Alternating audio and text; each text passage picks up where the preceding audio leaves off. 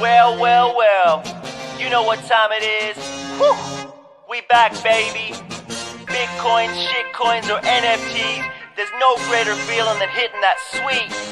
Old time high in this bitch. Watch it pump to the sky. We just buy and get rich. Old time high in this bitch. Watch it pump, baby. We just buy and get rich. Get running back. We back in the black. We back in the green. Got the team all around me. We rowdy and causing scenes. Where you been? Grab a cup, baby. Come and take a sip. Oh my bad, yo, what's up? Man, you did it by the dip. Oh, that's rough. Oh, that's tough. Oh, that's really gotta suck. Only problem that we got is that we didn't buy enough. Man, I joke, man, I kid. Know exactly what we did. Now we pull up in the whip, cause we just hit. Old time high in this bitch. Watch it pump to the sky. We just buy and get rich. Old time high in this bitch. Watch it pump, baby. We just buy and get rich. Got my family on the phone, they asking what they should buy. I say a time machine to take you back to when I was trying to get you buying on the low instead you trying to buy high. I guess it's time for me to sell this shit and wave it goodbye. Like sayonara, I don't wanna be stuck there with the bag. Don't be mad, I'm just saying I'm taking some of the cash that we stacked up, baby, cause we out of here. As we blast up straight into the stratosphere. Right through the old time high in this bitch. Watch it pump to the sky. We just buy and get rich. Old time high in this bitch. Watch it pump, baby. We just buy and get rich. Old time high in this bitch. Watch it pump to the sky. We just buy and get rich. Old time high in this bitch. Watch it pump, baby. We just buy and get rich. Once again.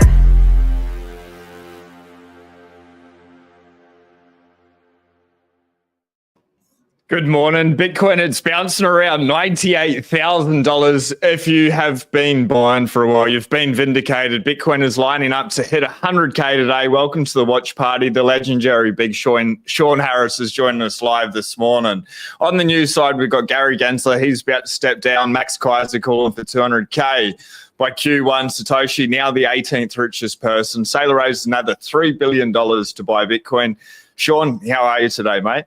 I'm feeling extra bullish today, Sean. How about you? It's a little bit hard not to be. I try not to get too caught up in the price, but like this is truly a historic moment. It's pretty bloody likely that we hit 100K, that we just blast through it. I was actually surprised to wake up, mate, and we're at $98,000. I thought my internet wasn't working this morning. I was like, there's no way that didn't happen. Yesterday was insane, like 95, 96, 97, $98,000 just got taken out. And we're still bouncing around there. What are your thoughts? Do you reckon we break through today? How are you approaching things? I hope we break through today. I think we got a good shot. You know, Yellow has been playing Don't Stop Believing for 3 years straight now. It's about time that Yellow gets free from his prison, and maybe it's a prison that he likes. So Yellow, if you want to get free, just start smash buying some more Bitcoin and the price will go up. Maybe we'll hit 100K live on this stream. Pretty good possibility of that happening. We're just at 97,771 at the moment. The commitment of Yellow has been absolutely insane. I actually wonder what he's going to do.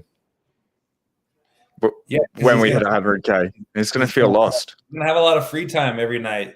You know, right now, he created a routine. What is he going to do? What is Yellow going to do to fill up his time? Is he going to start swimming? Is he going to start skiing? What will Yellow do? I don't know. Well, it'll be fun to find. Oh, it will be fun to find out. I think like talking about routines, it'd probably be pretty helpful. Bitcoin, I believe, is going to get like insanely volatile, Sean. Like it's just going to pump $10,000. The next day it could dump $20,000. You know, I think the volatility, what we've seen like 21 days ago, Bitcoin was at $69,000. It's pumped nearly 30 grand since then. Well, that's absolutely insane. And you know what's crazy is that it's pumped this hard, this fast, and no one, like, do you have friends that are talking to you about Bitcoin yet? Like, I don't really have that many people that are really talking to me about Bitcoin. So I could see, yeah, exactly. That's the whole thing right here. How is no one talking about this? Why is Elon not talking about it? Why is Saylor the only billionaire out there talking about this? Maybe because he's the only one that has been operating correctly over the last 4 years, and all of the rest realize that they're late, or maybe we're just so early that they don't even know that they're late. But I can see Bitcoin going as soon as it hits 100K. There's no reason why it can't pump to 200K just like that. The pump from 0 to 100K, it's taking 15 years, but the pump from 100K to 200K could take a matter of weeks. Yeah, or a day if you get the Omega candle. Samson Mal keeps harping on about. He's pretty bloody convinced that we're getting one. Yeah, it's just on that point, Sean. It's crazy. Like in the real world, very, very few people are talking about it.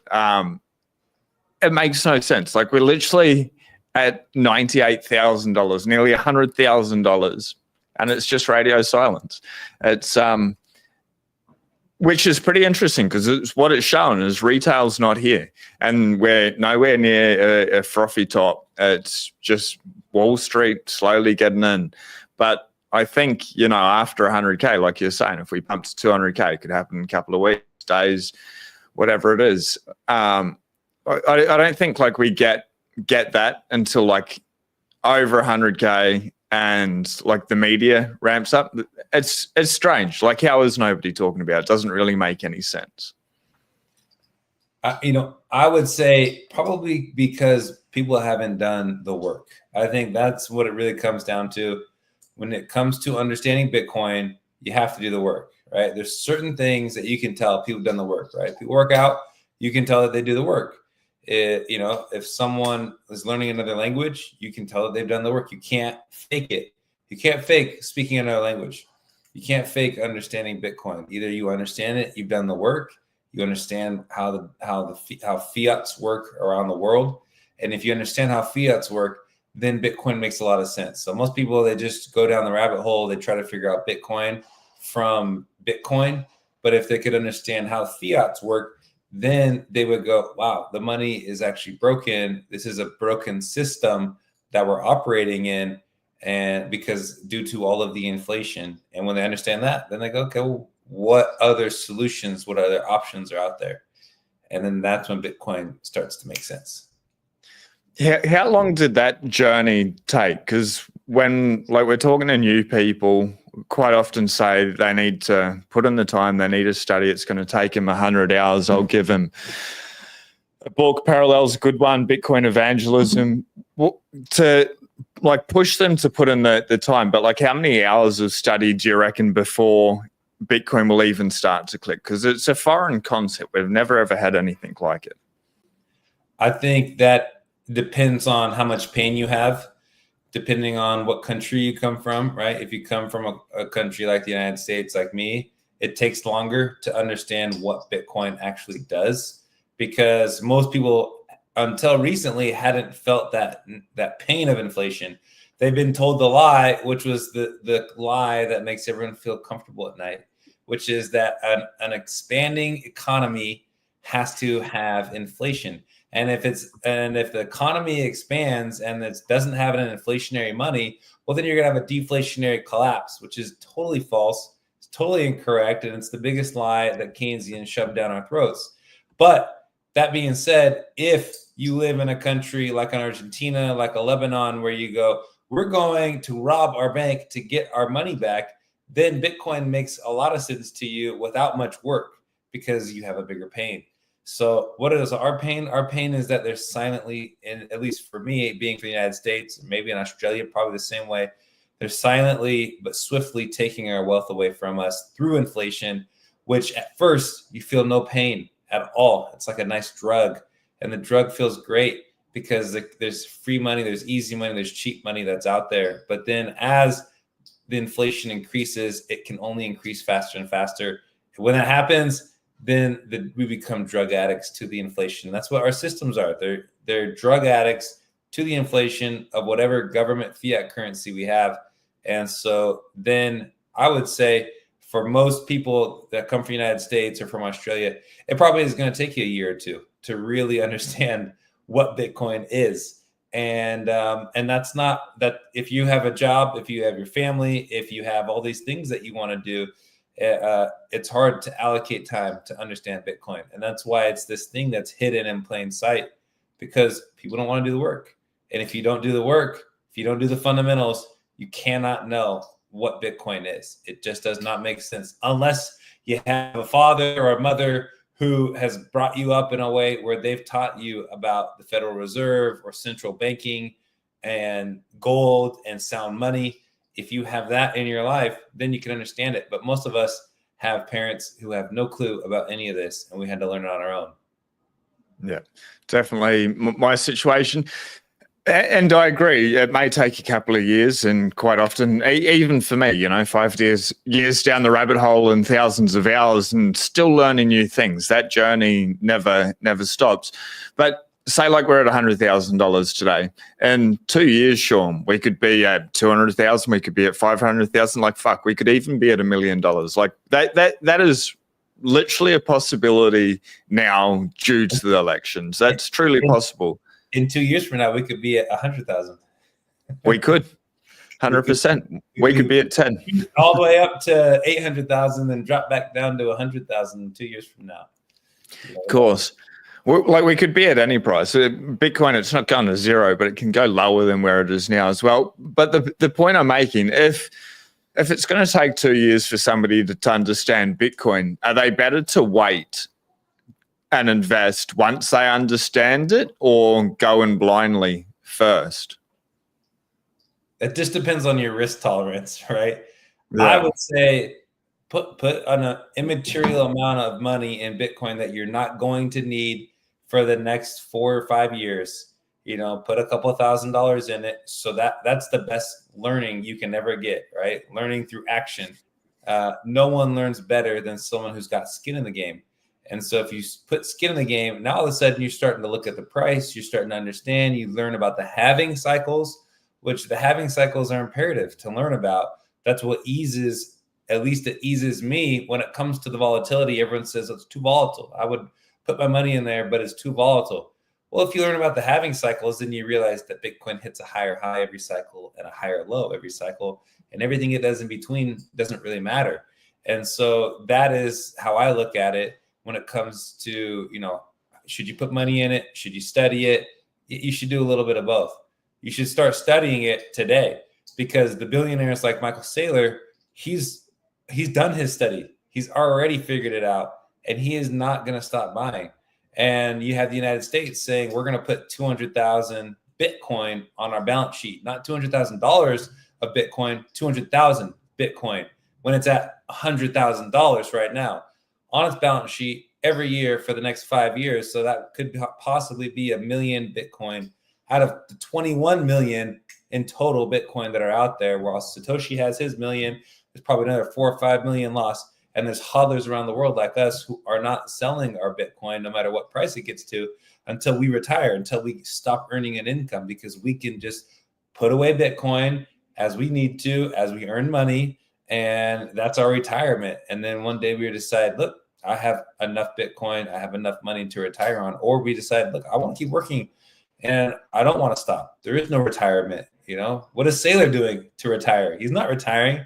He's in his 60s and he's still going and he's still earning money and he's still plowing into Bitcoin. So, he's a good example for all of us.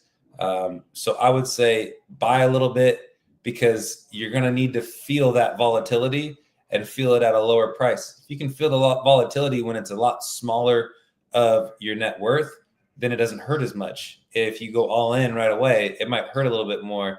If you buy, because most of the times, as you know, first time you buy Bitcoin, it drops 30%. Straight up. I bought Bitcoin at 10,000 and it dropped to under 7,000. And all my friends were laughing and, dancing on my grave. Well, guess who's laughing and dancing now? And so that's the bullishness of Bitcoin. You become a superhero when you have the conviction. And it really is a superpower when you have enough conviction. We've done the work and it's the right thing, right? That's what truth seekers do. We seek after truth. And if there is real truth out there, if mathematics is true, if physics is true, then Bitcoin is the soundest money we've ever seen. And it's obvious that humans will gravitate towards it. It's just a matter of when, where, and why. I love that, and I love how you call it truth. I call Bitcoin the truth chain, and it's pretty amazing. Like I was always, I guess, throughout my life, trying to seek truth or to be the best version of myself. And like I wandered off that path hardcore many times, but I was always trying to find whatever was true for me. And there's always a distortion. And I think that's because fiat money, like the currency that we use in general, is based on lies. It's designed to be able to steal, censor, and control the human population. Then once I came over to Bitcoin and like kept putting in that work, like the thousands of hours studying it, and then having like money like affects everything in our lives. There's very little that we can do that money doesn't influence. But then by aligning with truthful money, it sort of opened up everything else and accelerated that journey towards truth for me. One thing, Sean, so like we're just talking about people buying Bitcoin, going with a little bit, they've got skin in the game. There'll be a lot of people, and especially my community, that have been here, they've been stacking sats hardcore from the low 17,800 this cycle, that they've been here for longer, or maybe they bought it at 69,000 or 95,000.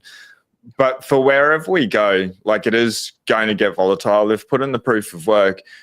But like, I guess like having you on with as a pro basketballer, you would have learned some like really amazing mindsets to be able to deal with losing, to be able to deal with winning, to be able to stay like hyper focused and, you know, like keep that attention to detail and like what is that higher purpose?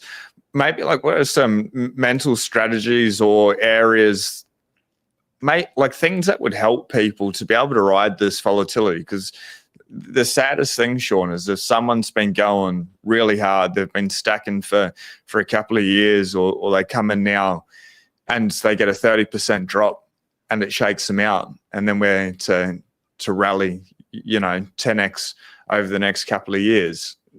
I think that's a travesty. So like, do you have any skills that can sort of, from basketball, that can come over to the Bitcoin space?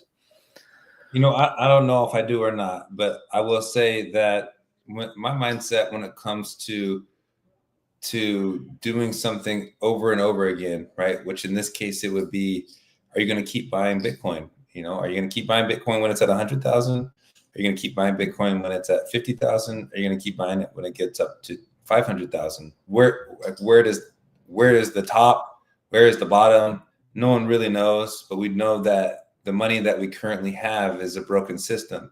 And so I think that's the first step is doing the work to understand why is the Australian dollar broken? Why is the US dollar broken? Why are government currencies around the world broken? And it's because there's endless inflation, and the debts of these countries will continue to soar and go higher than they've ever gone. So when it comes down to, you know, what is the mindset? The mindset is, if I'm a basketball player and I want to work on a skill, right? A skill that's going to help me in my game.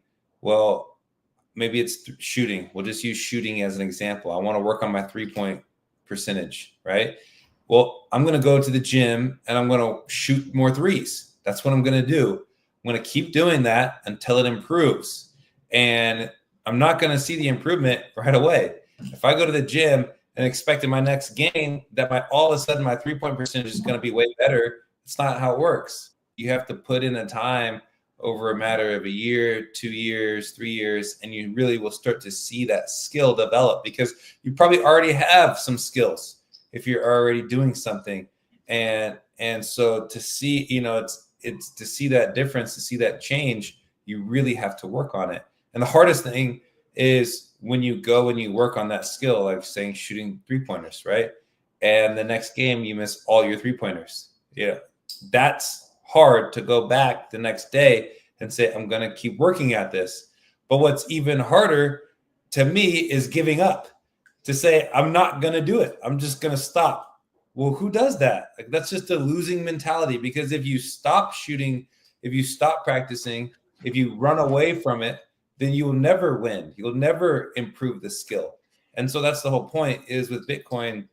Yeah, it's hard to learn it. It's hard to understand. The volatility is tough, especially when, it's really 3 years of pain and 1 year of gain. And, because that's how the normies look at it. It's really actually 3 years of green and 1 year of pain. If you're buying constantly, your buys at the beginning of each year will be, 3 years is normally up and 1 year is down. And that's it. 3 greens, 1 red, that'll meme. If you look back at Bitcoin's price, it's 3 greens, 1 red, 3 greens, 1 red every cycle. But the problem is most normies go, what's the all-time high, right? That is what most normies look at. They go, the all-time high for this last cycle was like, what was it? 69K, and so they go 69K was the all-time high. So if you go in 2023, if you start at $20,000 and you get up to 50,000, that's a win. But to the normies, they go, oh, your crypto, your Bitcoin is down. And so that is the normie mindset. It's just a very high time preference, right? What can I do today? Why, what can I do right now to make things better? And the reality is you can't. You need to work at it. And most people they're too afraid to work. And I subscribe to, you have to work hard before you work smart. And so, if you don't work hard enough, most people, if they just say, oh, I work smart. Well, then you're just taking shortcuts in my mind. You want to work smart, they go buy the XRP, they go buy the Ethereum, they go buy the Solana. They just look at unit bias. They go, oh, well, Bitcoin was $1, now it's 100,000. So I'm going to buy Dogecoin at 50 cents and it'll be 100,000 because that's what Bitcoin did. That's the shortcut. That's working smart. It's not working smart because you didn't work hard first. The hard part is banging your head against the wall while no one understands what you're saying, while you don't really understand it, but you're trying to figure out what is the real solution for fiat money, which is money by a decree, not a money that the people have chosen, not a money that's by the people for the people, which is Bitcoin. It's money that's forced down our throats by government and by the quintillionaires to make us poor while they can siphon our money to themselves. So my strategies when it comes to what do we do, what do I do to win or to handle the volatility? I just stay focused. I stay locked in, and I remember the pain that I come from, the pain of I can't shoot threes very well. And this is something that I think I can get better at, and I'm going to get better at it. And it's the same thing. I keep spending all my money. I don't have a retirement. I keep getting poorer every year. My wage doesn't match inflation. That's the pain that most of us have. And so if you stay locked in, what do I do to solve that pain? And Bitcoin is the obvious choice. It's the obvious answer. It's the obvious solution. And so I think a lot of people don't realize that. They go, oh, well, there's nothing. That's the whole nihilism thing. There's nothing out there. It's too good to be true. It can't work for me. I missed the boat. I'm too late. No, you're not. As long as Bitcoin is still priced in fiat, we're actually still early. If you can buy Bitcoin with fake money, which the dollar is fake money, when most people think that Bitcoin's fake money, they can't hold it. Well, you don't hold your dollars that's in your bank account. No one, very little people use cash anymore. And fine, you use cash, that's still fake money. It's still printed by some guy in some building. For what reason? Why was it printed? What's backing that? There's nothing backing it. And so I know I'm going on a long rant right now, and I kind of tend to rant. But again, my whole thought process is you need to understand the problem that you're trying to solve. And that's what I learned from my basketball days was if you really want to attack something and you want to become better at it, you have to understand that everyone who is trying to level up is trying to get better at that thing too. And so to get better at it, to actually gain ground on people, it's going to take time because the people who are really trying are trying hard. And the people who don't try, you're never going to win. So good luck not winning the rest of your life. You either have to make a decision you're going to try now or you're never going to try. And if you never try, then you're just a loser. And that's what you've told yourself. And that's what you believe. and you believe the nihilism, but we understand that you're not born to be a loser. You're born to be a winner, but you have to go find it. And you have to become sovereign enough to realize that it's not going to be the government. It's not going to be your parents. You have to become your own hero in your life. And as you become your own hero, then you start to make the changes that a hero would make in a movie, because you have to look at yourself that way.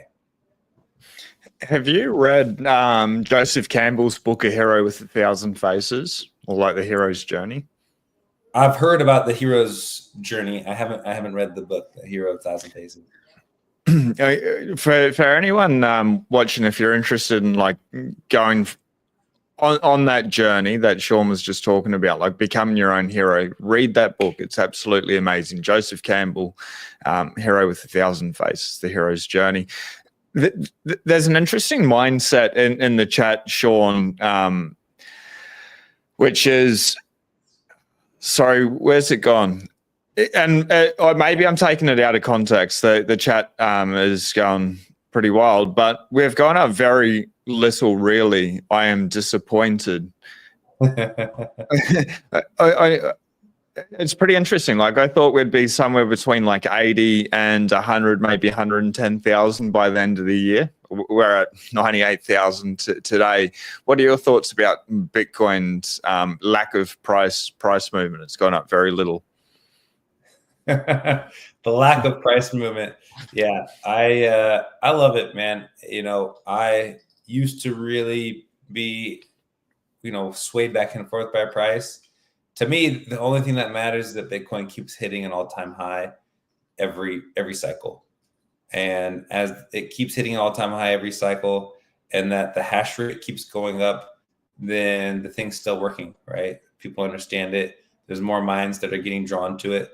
And so, more fiats are going to continue to fail. That's just the nature of fiat money. You can't stop fiats from failing because people are the ones that are running it. And when it comes to Bitcoin, it's not decided by people. The rules are already set, and the rules are in consensus, and that's what they are. And everyone knows the rules. But in fiat, you can print an extra trillion here, you can print an extra trillion there, you can raise interest rates, you can lower interest rates, and people are going to make mistakes that they don't realize is going to eventually cause the demise of that fiat currency. So that's what you see in countries. You see countries that are just losing tons of value. Like I think we said before, you said the Australian dollar has lost 12% against the US dollar over the last 4 years, or maybe last year. I can't remember what you said. Last 2 years, 12% over the last 2 years, one fiat to another fiat. And it's not like the US dollar is gaining, right? The US dollar is continuing to lose. So what is the measuring stick, right? That's what you got to ask yourself. What's the measuring stick? The measuring stick is 21 million. That is the unchangeable measuring stick. Imagine if every time that you had to use a meter stick and it changed, the meter was a different length, it was shorter, it was longer. That's what fiat is. How much is my house worth? Well, houses come in different, are you going to measure in houses? Are you going to measure in eggs? Are you going to measure in horses? Are you going to measure in dollars? What are you going to measure in? There's only one thing that's unchanging, that's absolutely scarce, and that's Bitcoin. And so the price of Bitcoin is going to keep going up. And I've kind of become more numb to the price, although it's fun when it is going up, because it's kind of like I told you so, to your friends, to your family, people that didn't believe, to the no coiners, to the economists, to the mainstream media who keeps hating on Bitcoin. It's like, yeah, this is who we are. We figured it out. Thank goodness Satoshi was smart enough to create Bitcoin. Like, how is there a guy that can create this? Most of the world doesn't even understand it. They can't figure it out. Once he gave us the gift, most people can't understand it. He was smart enough to create it. That's what is mind-boggling to me. It's an invention that is absolutely mind-boggling that someone could figure this out. I think, like, I 100% agree, Sean. And what I find the most mind-boggling for me individually is that we're here for it, and Bitcoin's only 16 years old. And like, we're living through probably the most exciting time in human history. Like, Elon Musk is sending rocket ships into space. Seriously, like, he's dreaming to go to Mars. It's a real possibility that can happen. We've got the best money that's ever existed in human history. We're all connected, for better or for worse. The technology that we have, just cars in general, like, everything's pretty affordable. Our standard of living's pretty high compared to, like, just looking over human history in general.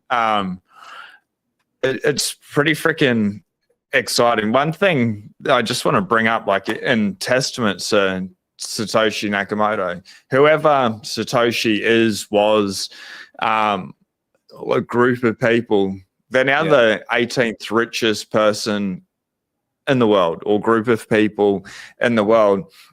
What are your thoughts on like, Satoshi's got 1 million coins, or that's what was sort of attributed to Satoshi. What are your thoughts on that stockpile? Like, how do you think about it? Do you ever think if he ever moves it, it's going to be devastating, or you're just like, this is cool to be able to see this person created this thing. They've left this giant treasure that everyone can look at, and he left it as a gift to the world. You know what's interesting, right? It took me about 2 years from when I started studying Bitcoin to start buying Bitcoin. And so it doesn't need to take 2 years for everybody, but it did for me back in 2017. There was a lot less information out there than there is now. But for me, what was interesting is during those 2 years, I did a lot of just not even knowing that I was doing this. I was reading a lot of Satoshi's original writings and his quotes and his Bitcoin forum talks, right? Or not talks, but just the things that he would post on Bitcoin forum. And it became very apparent to me that Satoshi was not interested, or ever really interested, in making money off of Bitcoin. That wasn't his goal. If you read the white paper, if you read any of his writings, it talks about, a breach of trust between central banks and the citizens.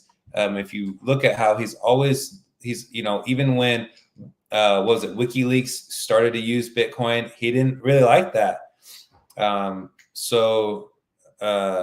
He didn't like the fact that that WikiLeaks was using Bitcoin. And the reason was because he didn't want to get too much attention. He was always worried about the success of the network. He was never worried about making money off of Bitcoin. I mean, if he wanted to make money off of Bitcoin, he would have sold the million Bitcoin when it was $1 million, or when it was $1, right? That's $1 million for him. Or he would have sold it when it was, he would have chipped away $1 billion worth of Bitcoin by now. So I don't think he's ever coming back. I don't think he's ever coming. And if he does, it's going to be at a moment in time where it's so adopted that everyone's using it already. It doesn't matter. I don't think that Bitcoin was an idea for him, at least, to make money. And I think at this point, if you have $96 billion, you know how tempting that is to spend some of it? If you just have it sitting there and you go, no, I'm going to watch everyone else get rich off of my creation. There's either two solutions. One solution is he started mining on a different, computer pretty soon after he was mined those million that he mined. The other solution is that he just burned his keys, right? And he just said, look, I'm burning my keys. I guess the third is that he's dead. And so, which are all possibilities, but I just don't see him moving that Bitcoin anymore. I think that he's just going to go down as a legend forever. And soon enough, he'll be the most richest person or figure in the world. And no one will ever catch him. He'll just keep being the most richest. Everyone will be fighting for number 2. Michael Saylor will be number 2, and everyone will be fighting for number 3 after Satoshi and Saylor. Yeah. Talking about Saylor, you put out a post the other day. I'll bring it up. I want MicroStrategy and Saylor to win big. That should be the message for any company, country, family, individual. You win big when you plug into Bitcoin. Just keep in mind that MicroStrategy stock they're not even close to being the same in the same category. That being said, I think many will get rich with MicroStrategy too, but Bitcoin wasn't created to make me rich. It was created to make me free. Big difference. Before we get into the second part of that tweet, Saylor is winning big. It is very likely that he does become the richest person in the world in a short order of time. What do you think his end game is with MicroStrategy? Like another $3 billion today has been raised 0% interest rate. The guy's absolutely relentless with his Bitcoin. Why is he trying to stack so hard? What are your thoughts? Saylor has a chip on his shoulder, right? He was, even though he's a billionaire, he has a chip on his shoulder. We all have that feeling like we're the super guy and we're competing against people when we can't figure it out. I mean, I think I listened to his last interview and he goes, I was working for the last 20 years as hard as I could and I couldn't get ahead. He could not get it. And he said, and it's me. And I'm just as smart as I was back then. But he hadn't done the work on Bitcoin. And so he found something to capitalize his company with, which was Bitcoin. And then he had the balls to actually do it and go all in. And when he did it, he plugged into Bitcoin, which was buying Bitcoin on and putting it on his balance sheet, right? They switched from dollars to Bitcoin. That was their balance sheet asset was Bitcoin. Their capital asset was Bitcoin. But then all of a sudden he goes, you know what? Maybe I can start issuing convertible bonds. Maybe I can start getting bonds that are 0% and I don't have to pay off for 5 years. So that's what happens. And I think it's great. I think that should be the message. When you plug into Bitcoin, when you decide that I'm going all in on Bitcoin, you win. And you don't win in a small manner. You win big. The best performing stock out of any stock on Wall Street. And that's what's crazy to me is to see this is the first guy that's done it, and he's showing people the way. And there's tons of companies that think it's still too risky, or they're not doing it, or they're not figuring it out. Why would you not? If you saw a company that outperformed everyone and you're just logically thinking, what should I do? Should I give this a try? Well, it's working for that company and they're continuing to buy. And so I think that should be the message is, look, El Salvador is winning, right? If you take a look at what El Salvador has done, they're up hundreds of billions of dollars on the Bitcoin that they've bought. Hundreds of billions. Nayib Bukele just posted to his Instagram story last night. I think they've bought like $200 billion and they're up $300 billion on their Bitcoin. But what did the mainstream media say? The mainstream media said Bukele failed El Salvador. The IMF said it's too risky in El Salvador. A Wall Street or whatever it was, New York Times, the Forbes said that Saylor lost billions on Bitcoin during the bear market. But what did they do? They had the conviction to just stay strong and keep working through it all. Yeah, that's it right here. Look at that. They bought over $200 billion of Bitcoin, but the increase on that Bitcoin is over 300 billion. That could be any one of us, not with the billions of dollars, but you could put in $100,000 or $200,000. And I think that should be the message. Is most people think I need to find the next Bitcoin. Well, the next Bitcoin is Bitcoin, and they think I need to find the next small little crypto that's going to do its thing. Well, there is no other thing out there, and people are starting to realize that it's all going to zero priced in Bitcoin. What are you measuring? Are you measuring against the dollar, or are you measuring against Bitcoin? Because that's the opportunity cost. If you buy some altcoin, the opportunity is missing out on sats. And so as people start to realize this, it's not about, Ghost of Stoney posted the other day about how, he bought $500 worth of Bitcoin like 4 years ago. Now it's worth, $5,800 of Bitcoin. So he didn't say I bought one Bitcoin and now that one Bitcoin at $500 is worth 100,000. It's like, no, I bought a fraction of a Bitcoin, and now it's at this much. And I think that should be the message, because at the price that Bitcoin is at right now, there's not many people. There's a few high net worth individuals or high earners that can still stack a full Bitcoin. But that, like, there's only 21 million. There's 8 billion people out there. What's 8 billion minus 21 million? It's still 8 billion, right? Like that's still 8 billion. Essentially, it's a rounding error. So like 21, like it was never meant for every person to own one whole Bitcoin. And you're late, you missed it. No, you didn't. It's only at $100,000. So plug into Bitcoin now.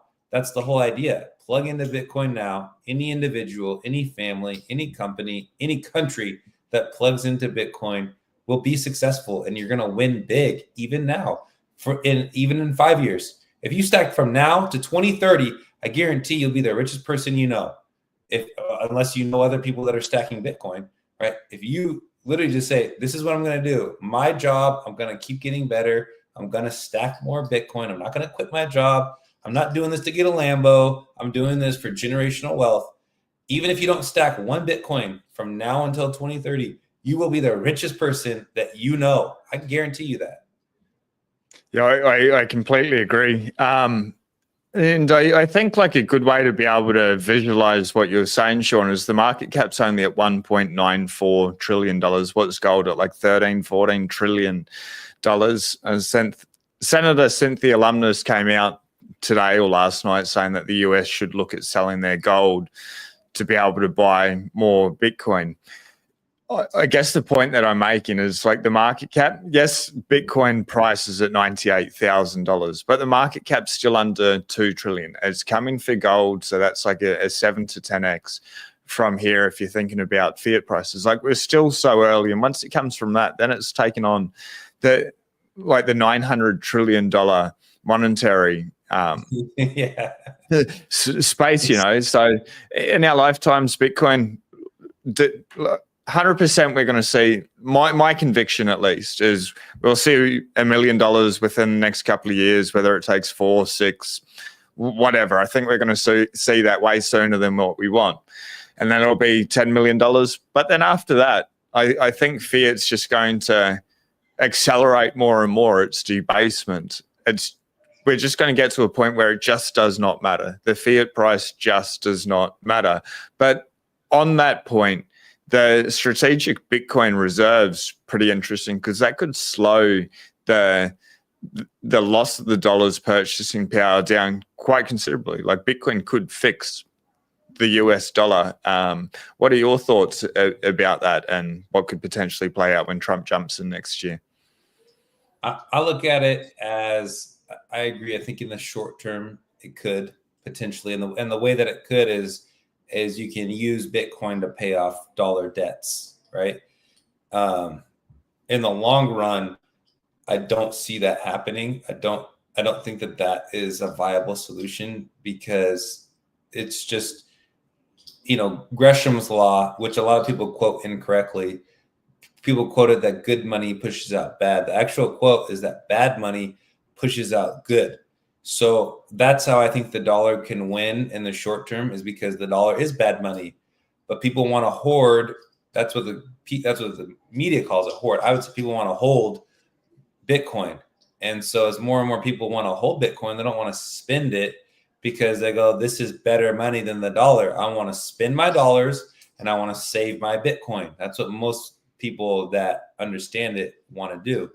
But with the strategic Bitcoin reserve, I think what could happen is that it just starts to open people's minds to, well, if the dollar is if Bitcoin is being used to pay off dollar debts, and if I'm in debt, maybe I need to start saving Bitcoin. And so I think what happens is everyone will want to spend their dollars, but no one will be willing to accept dollars. And so I think that's the nature of where we're headed, is we're going to a place where, no storefront will accept dollars. No, they're not going to accept fiat. They're not going to accept gold. They're going to accept the one thing that is scarce, and that's Bitcoin. And so as people start to realize that, yeah, the dollar might win in the short term. There could be the who knows, does the dollar milkshake theory play out? Maybe that plays out in the short run, where all fiats fail and the dollar is, they all collapse into the dollar. Countries around the world get dollarized. That could happen in the short term for sure. But in the long run, then it all just gets sucked into Bitcoin. And so, yeah, there's the total addressable market, as you mentioned, it's 900 trillion right now. And Bitcoin has a drop of that, 1 trillion, 1.5, 1.8 trillion of the 900 trillion. So it's got another, it's got at least another 400x from here, minimum. And that's where it's headed. And that's what people don't see. Houses, why do homes cost so much? Homes do have a utility. Yeah, you can't live in a Bitcoin, but homes have been monetized. Stocks have been monetized. All these things have been monetized. And when you monetize something, it's not worth the same. It's not worth 2 times more than what it should be. It's worth 50 times more than what it should be, because that's the only place that people know to save. Our parents, at least my parents, one of the old tropes was my home was my best investment. I want to save in my home. That's been my best investment. And our generation is it's totally flipping. It's like, well, first of all, how many people in our generation can even afford a home?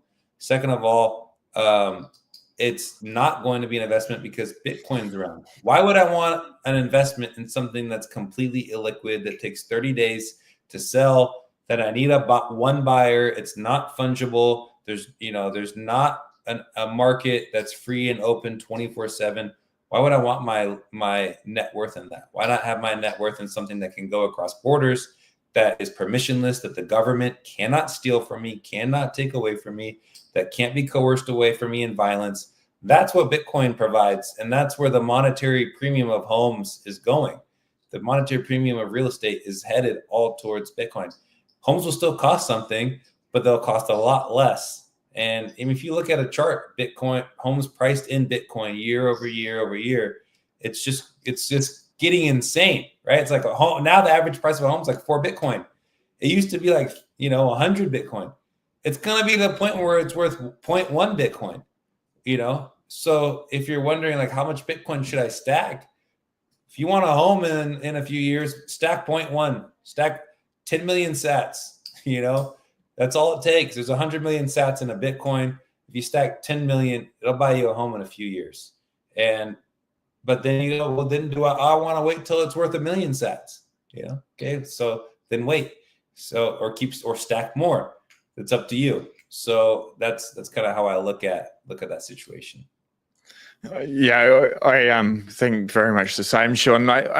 I feel for most people, I guess maybe my age and younger, that weren't lucky enough to get a house. Like our house has doubled over the last couple of years in fiat terms, the last 4 years. But then in Bitcoin terms, it's probably 10 times cheaper. Yeah. Or 20 times cheaper, depending on when someone was to go on and buy, which is pretty absurd. But I feel like most people, if they want to get a house, if they don't have one, really the only way that's achievable for the most amount of people, I understand there's people start businesses and stuff, but I'm just talking about the average person. The only way that they're going to be able to get a house is by saving in Bitcoin. And then, like you're saying, they may have enough for a deposit, and they see the power of Bitcoin over 4 years, and they're like, maybe I'll just wait another 4 years before going into it. They get there and they're like, do I really need a house? Like houses, they require maintenance. They take up a lot of time. Obviously, the utility value, when it's your own, you can customize it to however you want. And I'm not opposed to that in the slightest. But yeah, just like it's insane. The house prices without Bitcoin, people are going to literally work their entire lives, never pay it off. And they stay trapped. They stay a slave. Look at Gary Cardone, right? He's posting during these hurricanes in Florida. He's got a home right on the water. And he's like, if I would have just used the money that I did to pay for this $3 million mansion in Florida, and I would have bought Bitcoin with it, he's like, I would have 10x the money, and I would have 10x less of the headache that I have. And, but obviously we need to live somewhere. And so I'm not saying don't buy a house, don't have a place for your family. I'm not saying that. I'm just saying, the monetary premium of homes is getting swallowed up consistently by Bitcoin, because people are starting to realize why, if you have something that has a 30-year loan on it, that monetization of homes is insane. It's the same thing with insurance, insurances, or higher education. You have to have a loan to go to college. All of these things have a huge monetary premium on them. And as Bitcoin continues to just rip through the fiat world, then they will lose their monetary premium because it's all going to be swallowed up in Bitcoin. I agree. I just want to say to everyone watching live, if you've got any comments or questions for Sean, drop them. We've got like a couple of minutes left, not much. So just put Q in front of it. If you have it, I'll scroll back through the chat. Just like looping back to something that you were saying about 2 minutes ago, like Bitcoin, it's decentralized, it's secure. It's unconfiscatable. You cannot be censored. Nobody can get in the way of it. It can't be taken away. It allows you to be sovereign. We have to caveat that only if it's in self-custody. If it's left on the Bitcoin exchange, it's just an IOU. You can see Darren here was talking with the Bitcoin Way yesterday. He's catching up with them today. So there's people that can help you take your Bitcoin off the exchange. I endorse the Bitcoin Way. There's a link at the top of the description. The first 30 minutes is free. Reach out to them. The team's absolutely amazing if you need some help. But what's your thoughts about just leaving Bitcoin on the exchange? Don't do it. But if you want to trust others, then leave your Bitcoin on the exchange. And here's the thing, right? This is what people's argument is I want to not be responsible if I forget my password, right? That's what people say. I want to be able to lose my password like I do with my bank, and then I can always have that backstop. The issue is what comes with that backstop. If they have the chance to always give you a password, then they also have the chance to freeze your money, to seize your money, to call you a terrorist, to do whatever they want to do to you. Look at the COVID times, whether you were for COVID or not, or whatever, it happened. There's people that got their money stolen out of their bank accounts from their banks or from their governments. That's just a reality. Look at Cyprus in 2013. They had a bail-in where anyone that had over $100,000 in their bank account, they said, now you have $100,000 in your bank account. You had 200, you had $1 million. Now you have $100,000 in your bank account. So if you trust the banks, if you trust a third party, that's the reason why people leave their money in banks, because there's a trusted third party. And that's why people leave it on the exchange. But the other view of it, as you're saying, Sean, is you need to be sovereign when it comes to your own money. Bitcoin is this resurgence of personal accountability and personal responsibility, becoming a true man. Real men don't let other men, permission their money.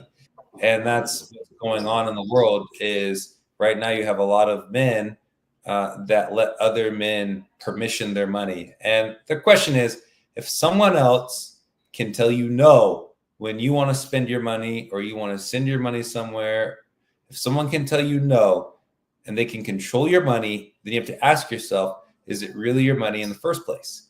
And it's not. And that's the whole point of taking your money off of the exchanges, taking your Bitcoin off the exchange and sending it to cold storage, sending it to yourself where you and only you control those keys. Or if you want to, multi-sig, that's a whole nother thing, and that's great. But again, you have control over that money in a multi-sig.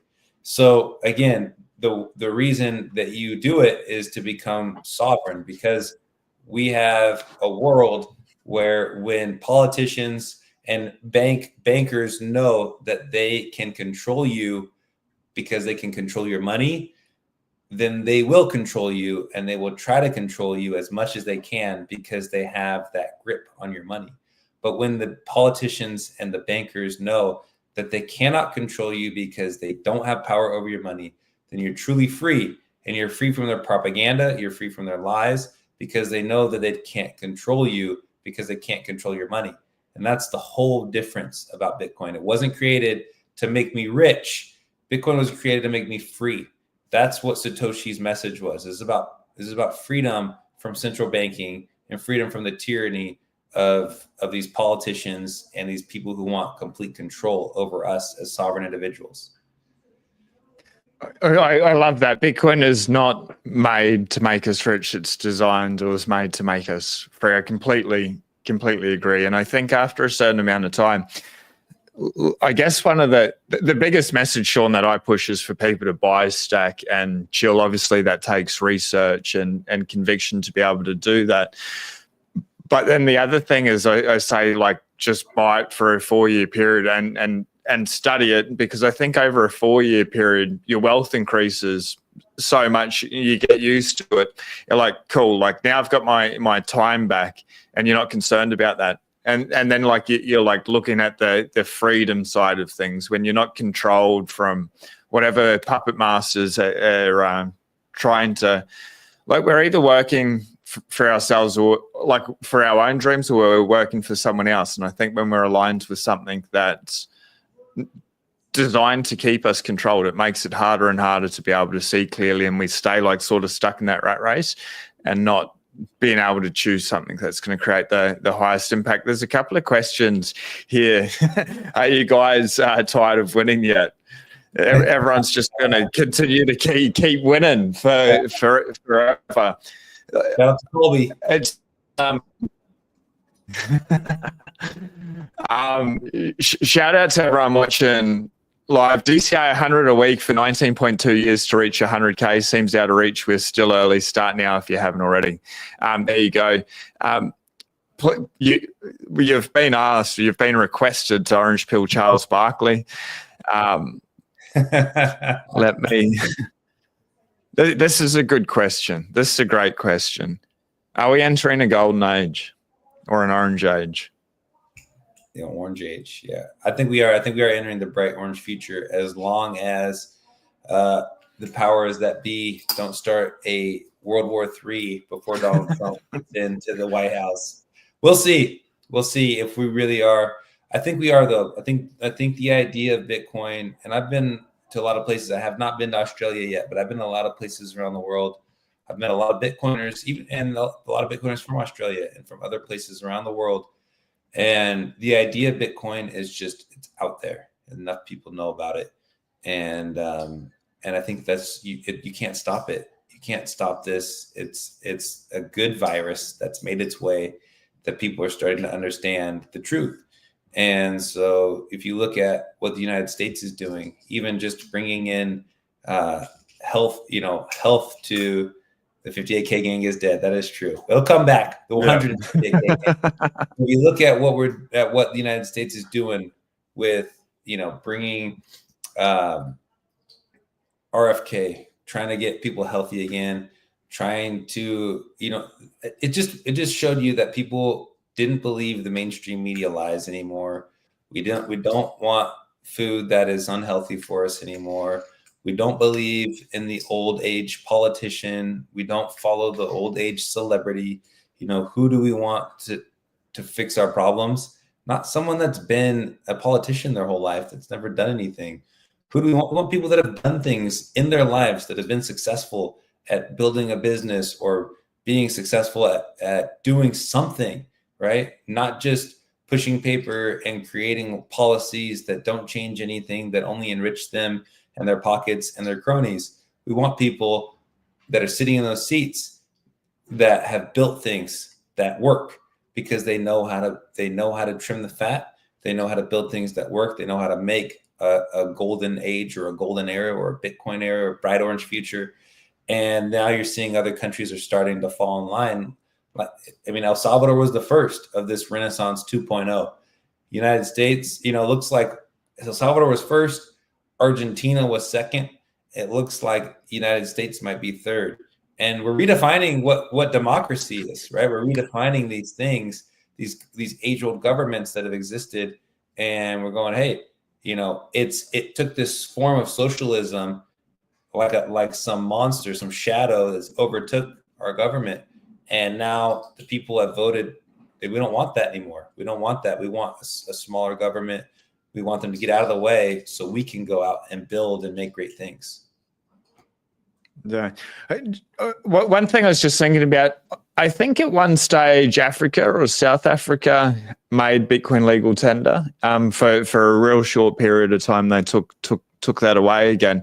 But yes, with the US, whether they're third or fourth, it looks like they're going to be the biggest straight off the bat. If that truly does happen, then game theory kicks off. I just want to show everyone the price quickly. I'm surprised we're not at 100K, like truly, but we're on 100K watch. It's coming. There's probably some of the last opportunities to buy under 100,000, and whether it takes a couple of weeks or it happens today, I think it's probably going to happen today or over the weekend. Like Saylor's just raised $3 billion at 0% interest rates. He's buying Bitcoin. He will be doing that. But, it's a time to be able to celebrate, to be able to reflect. Last thing, Sean, you organised the Bitcoin halving party. Yes. What's that about? Obviously, the next one's 3 years away, but 3 and a bit years away. Where is it? What's it about? If you want to talk about that. And for everyone, I've put Sean's link below as well in the description, so definitely connect with them on X. Thank you. Yeah. So the Bitcoin halving party is something that it's an idea that I came up with back in 2021, and I wanted to throw something. We created. So I'm part of the meme factory, and we were the guys that did the laser eyes. We created the laser eye meme, and that's why. Thank you. Yes, that's why everyone's got laser eyes on their profiles. So in 2021, I also had the idea of, back in 2020, I was around and I wanted to celebrate the halving. But instead I was watching, people crack open a beer on YouTube, and I thought it was kind of boring. So it's something I'd never done before, but we got over 550 people from all over the world. Even, as you see, Amber App from Australia, they came out and we had, it was a fun time down in El Salvador. We organized the Bitcoin halving party in April of this year in 2024. So it was such a good time. It was a ton of learning for me. I didn't know how to do a website, didn't know how to someone just added laser eyes. Awesome. Plurisium salad. Don't know how to say that. Neither do I. But yes. Are the laser eyes coming off at 100K, or the laser eyes forever? Laser eyes till fiat dies. Laser eyes till fiat dies. So the next halving party will be in 2028. We just don't know where yet, but we will be getting something together. We had the first one. There were a few copycats once we did it, and then people said, "Oh wow, this is actually working." Then people started a copycat, which is great. It's an open source thing in Bitcoin, and we want people to be able to throw their parties. We just want to throw the best one and the biggest one, and we will. We have that name of the halving party. We will have another halving party in 2028. It's undisclosed yet. I cannot disclose the location just yet. But the tickets we'll eventually start selling tickets probably in maybe 2 years. So keep an eye out for that. Again, the halving party was so much fun. It was an absolute blast down in El Salvador. And that's something that we want to do. I want to be able to give back. I'm a basketball player. I am not a software developer. I can't build a really slick app. I can't, I'm not the one that's going to be building covenants and multi-sig for Bitcoin or Lightning and splicing. I wish I could. And maybe if I put a lot of work to it, I could. But I can organize an event, and I can organize a dang good event. And that's what we did. And it was a ton of fun. And so that's my way of kind of trying to give back to Bitcoin for so much it's given to me.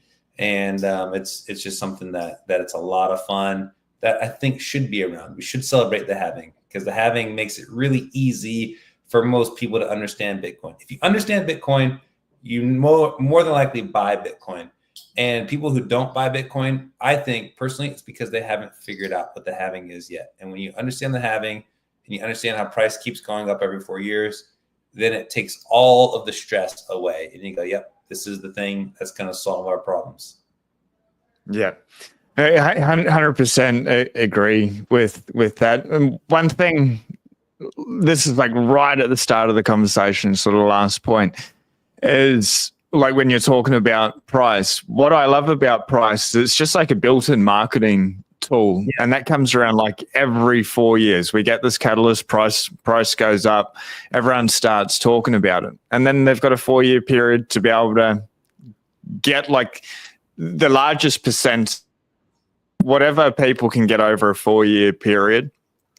Then after that 4 years, when they continue to add, it's going to move the needle so little unless they dramatically increase their earning potential. But just in general, but it doesn't matter. Like the price comes up, they get excited, and then they've got that 4 years, and usually it's around the top. But if they really get it, then they've got the opportunity of the bear market. I don't know if the cycles will continue, but it's I don't know. Bitcoin, just everything about it is amazing. Satoshi, whoever he, she, they were absolutely incredible. Sean, it's been a pleasure. And Bitcoin halving party, it looks like something that'll be at in 2028. It'll come around pretty bloody quick. Yes. Real bloody quick. Thanks for having me on, Sean. It's been a great time. It's been a pleasure. Everyone out there, please do something nice for yourself, for somebody else out there. 100K. I think we'll probably get it today. If we don't, it's more of a blessing than actually hitting it. If you know, you know. We'll see you on Monday. Be blessed. Peace.